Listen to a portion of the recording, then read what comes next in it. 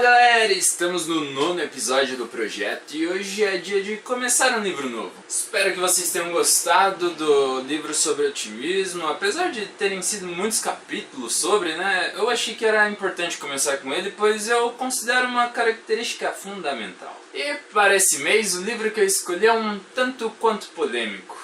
Uma questão de caráter, esse livro aqui, ó. E por que eu digo isso, Porque se tem a ideia de que caráter é algo intrínseco das pessoas, que não pode ser moldado com muita facilidade, e tem muito a ver com a cultura, com a sociedade que a pessoa vive. Ou seja, não é algo que pode ser ensinado. E esse foi um dos desafios do autor desse livro, Paul Tug, sei lá como fala isso aqui, Paul Tug, sei lá, que tentou provar justamente o contrário. É interessante que as pesquisas realizadas para a execução desse livro têm como foco entender as características a serem desenvolvidas na infância para que haja uma maior chance de sucesso na vida adulta. O slogan desse livro, não sei se isso é um slogan, sei lá, diz: por que a curiosidade e a determinação podem ser mais importantes que a inteligência para uma educação de sucesso? E um dos fatores que influenciou o autor a escrever esse livro foi o nascimento de seu filho. Então você deve estar se perguntando: por que diabos ele vai usar um livro que é dedicado a ensinar fundamentos essenciais para uma criança? O que isso tem a ver com a minha vida adulta? E a resposta parece ser muito simples. Esse livro trata algumas características muito legais que eu acho que são essenciais para você montar uma base sólida para aí sim começar a escalar aquela meta que você tanto deseja alcançar. Se não ficou tão claro agora, vai ficar claro ao longo dos episódios.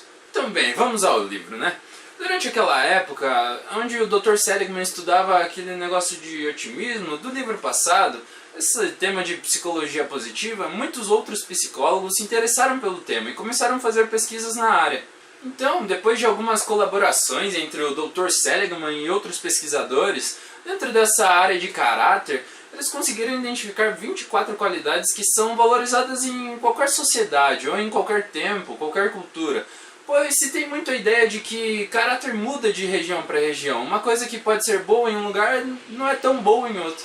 E esses pontos foram chamados de pontos fortes de caráter, que viram uma referência no assunto. E como eu disse, esse livro ele é dedicado a mostrar alguns fundamentos que foram essenciais para ensinar crianças em escolas e tal. E alguns outros pesquisadores, em conjunto com algumas escolas, tentaram implantar esses pontos. Só que eles perceberam que essa lista era muito grande. 24 pontos é muita coisa para ser implantada em um sistema de ensino, por exemplo. Então, depois de alguns ajustes, eles definiram uma lista menor, com 7 pontos apenas: determinação, autocontrole, entusiasmo, inteligência social, gratidão, otimismo e curiosidade. Pois é, o otimismo está ali no meio, mas como a gente já falou muito sobre ele, eu vou pular ele. Então nos próximos capítulos, incluindo esse capítulo na verdade, eu vou falar desses outros 6 pontos, um ponto por episódio mais ou menos, e dar uma explicação um pouco melhor sobre eles. E o primeiro ponto que eu vou tratar é o autocontrole. Durante essas pesquisas, para se aprofundar melhor no tema, foi-se pedido ajuda para Angela Duckworth, que na época ela cursava pós-doutorado no setor do Dr. Seligman.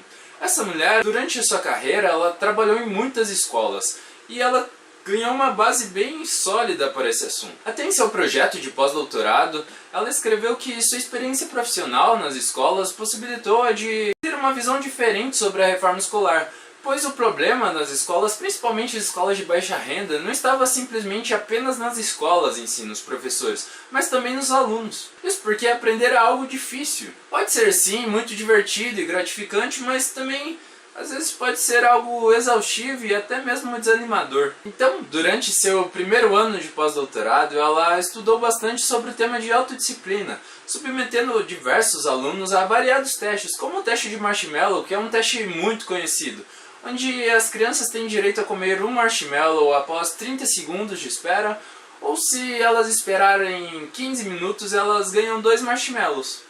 Só que esses testes tomaram uma dimensão muito maior, mais ou menos uma década depois, onde pôde-se verificar que essa capacidade de adiar a gratificação podia ser considerada um fator de previsão de resultados, onde essas crianças que esperavam 15 minutos para comer os marshmallows tinham resultados extremamente superiores em testes de avaliação acadêmica. Então o foco se tornou descobrir quais eram essas estratégias e truques utilizados para maximizar o autocontrole e se elas poderiam ser ensinadas. Então inicialmente constatou-se que O que realmente surtia efeito era justamente o oposto do que era mais difundido.